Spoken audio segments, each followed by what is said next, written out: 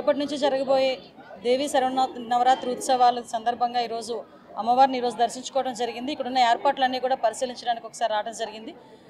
విశేషమైన నవరాత్రి ఉత్సవాలకి తెలుగు రాష్ట్రాల్లోనే కాకుండా ప్రపంచవ్యాప్తంగా ఉన్న తెలుగు వాళ్ళందరూ కూడా చుట్టుపక్కల రాష్ట్రాల నుంచి వచ్చిన తెలుగు వాళ్ళందరూ కూడా ఇక్కడికి రావటం, ఈ నవరాత్రులు కూడా అమ్మవారిని దర్శించుకోవడం, ఆశీర్వాదాలు తీసుకోవడం అన్నది మనకందరికీ కూడా ఆనవాయితీ.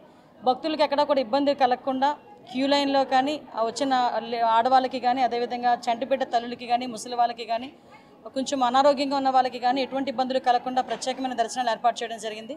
అదేవిధంగా ప్రోటోకాల్ దర్శనాలకు కూడా ఒక టైం బౌండ్ అనేది ఏర్పాటు చేసుకుని మార్నింగ్ 8 to 10 ఒకటి, తర్వాత 2 to 4 ఒకటి, ఒక టైం బౌండ్ కూడా పెట్టుకుని ఆ ప్రోటోకాల్ దర్శనాలు కూడా ఏర్పాటు చేయడం జరిగింది. వచ్చిన భక్తులకు ఎవరికి కూడా ఇబ్బందులు కలగకుండా అన్ని రకాలైన సౌకర్యాలు కల్పించి ఎక్కడ కూడా ఎటువంటి ఇబ్బంది కలగకుండా చూసుకునే బాధ్యత ఇక్కడ అన్ని డిపార్ట్మెంట్ వాళ్ళు, ఎండోమెంట్ డిపార్ట్మెంటు, హోమ్ డిపార్ట్మెంటు, అదేవిధంగా ఇరిగేషన్ డిపార్ట్మెంట్ దగ్గర నుంచి అన్ని డిపార్ట్మెంట్లు కూడా, మున్సిపల్ శాఖ అందరూ కూడా ఏర్పాట్లు చేయడం జరిగింది. నిన్ననే దాని మీద సమీక్షలు కూడా నిర్వహించుకోవడం జరిగింది.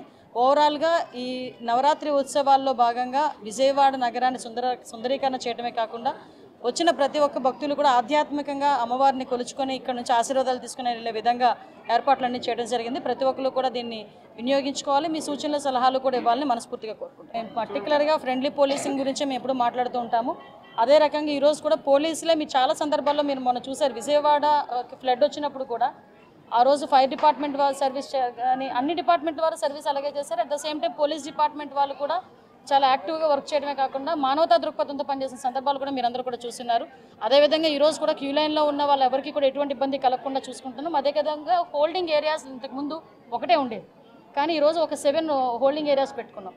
కాబట్టి భక్తులను వదిలే టైంలో కూడా ఎక్కడ ఎటువంటి ఇబ్బంది లేకుండా చూసుకునే బాధ్యత కూడా తీసుకుంటాం. ఎవరు ఏ ఉద్యోగి కూడా భక్తుల పట్ల అమర్యాదగా ప్రవర్తించరు. మరిన్ని వీడియోస్ కోసం ఛానల్ ని సబ్స్క్రైబ్ చేయండి. లేటెస్ట్ అప్డేట్స్ కోసం వాట్సాప్ ఛానల్ ని ఫాలో చేయండి. అండ్ లింక్ డిస్క్రిప్షన్ లో ఉంది.